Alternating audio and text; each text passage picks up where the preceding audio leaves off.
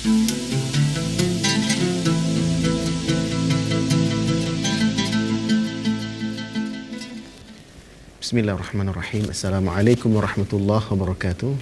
Alhamdulillah wassalatu wassalamu ala Rasulillah wa ala alihi wa sahbihi wa mawala. Rabbi syrah li sadri wa yassir li amri wahlul 'uqdatam min lisani yafqahu qawli. Rabbi zidni ilma warzuqni fahma. Para pemirsa ACTV yang dimuliakan Allah Subhanahu wa taala, setelah kita memuji dan memuja Allah Subhanahu wa taala dan bersalawat kepada Nabi kita yang mulia Nabi Muhammad sallallahu alaihi wasallam, pada pertemuan pagi ini di Ustaz Menjawab kita akan membahas satu tema yang berkaitan dengan memakmurkan bumi, yaitu pengelolaan sumber daya alam menurut Islam atau di dalam Islam. Nah, para pemirsa CTV yang bukan Allah Subhanahu wa taala, sesungguhnya memang kita dijadikan oleh Allah bukan hanya sebagai dibebankan tugas ibadah, tapi juga dibebankan tugas untuk mengelola bumi. Imaratul ard, ya, ada ayat yang khusus yang Allah sebutkan di dalam Al-Quran berkaitan dengan kewajiban kita juga mengelola bumi. Bersama kita sudah hadir salah seorang ustadz yang sudah tidak asing lagi di layar televisi kita. Beliau bernama Ustadz Rizal Fahmi, ya. Nah, kita akan berbicara banyak Ustadz berkaitan dengan tema ini. Bisa dilanjutkan langsung Ustadz, tafadhal. Bismillahirrahmanirrahim. Assalamualaikum warahmatullahi wabarakatuh. Waalaikumsalam warahmatullahi wabarakatuh. Alhamdulillah. Allahumma salli wa sallim ala sayyidina Muhammad wa ala alihi wa sahbihi ajma'in. Syukur alhamdulillah para pemirsa ACTV yang disayang Allah. Insyaallah dirahmati Allah Subhanahu wa taala. Pada kesempatan pagi hari yang baik ini kita akan membahas sedikit bagaimana tinjauan Islam terkait dengan pengelolaan sumber daya alam. Betul. Karena beberapa waktu terakhir ini Aceh sedang dihebohkan dengan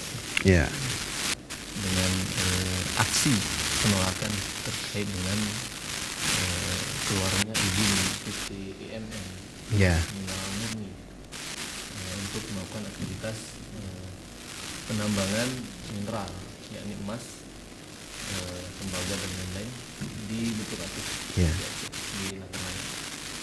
Dan sejak tahun lalu, Agustus tahun lalu itu penolakan dari masyarakat dan berbagai kalangan itu sudah terjadi. Iya, betul sekali. Karena PT MM ini 2005 itu masuk ke Aceh melakukan survei dan eksplorasi geologi. Kemudian 2010 dia mendapatkan IUP eksplorasi. Itu IUP eksplorasi, izin usaha pertambangan eksplorasi.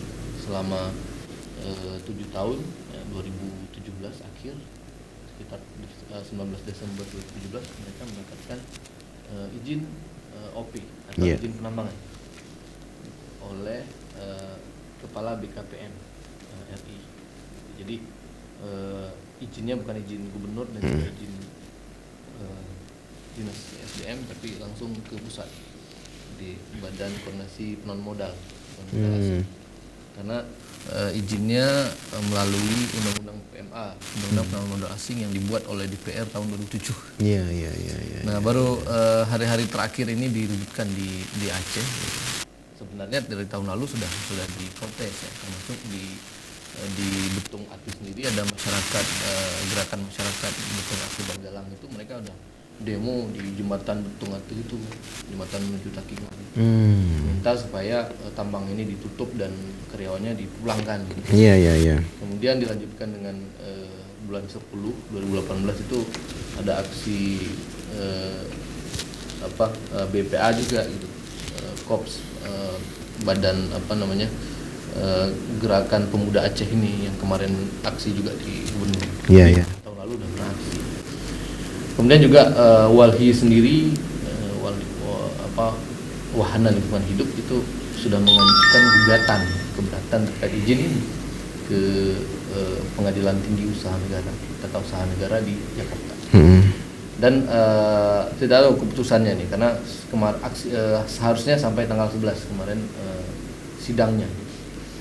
Kemudian selama 3 hari berturut-turut kemudian teman-teman mahasiswa yang tergabung di bawah BPA ini demo di kantor gubernur, dan bahkan sebagian ada yang nginep karena hadir setahu saya itu sekitar 200 gerakan mahasiswa gitu, dari berbagai Aceh. Betul.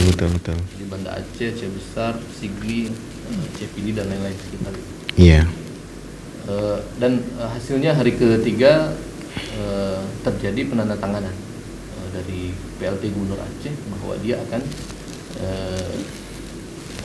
memperjuangkan, membuat rekomendasi untuk membatalkan izin ini, izin penambangan emas. Dan dia berjanji juga akan bersedia mundur kalau izin ini tidak kunjung batal gitu, dalam waktu dekat ini. Dan hasilnya ya kita juga melihat setelah 3 hari baru ditemui, kemudian teman-teman mahasiswa ini juga hari pertama ditembaki dengan gas air mata dan water cannon, mobil komando gitu. Betul. Sehingga massa terprovokasi, terjadilah kemudian dorong mendorong, ada yang jatuh korban, dan juga sebagian wilayah bagian depan kantor gubernur itu juga dipretelin, ubinnya dipretelin, pagernya habis rusak dan seterusnya. Dibuat kuburan ya. Dibuat kuburan. Nah, saudara para pemirsa yang dirahmati Allah SWT,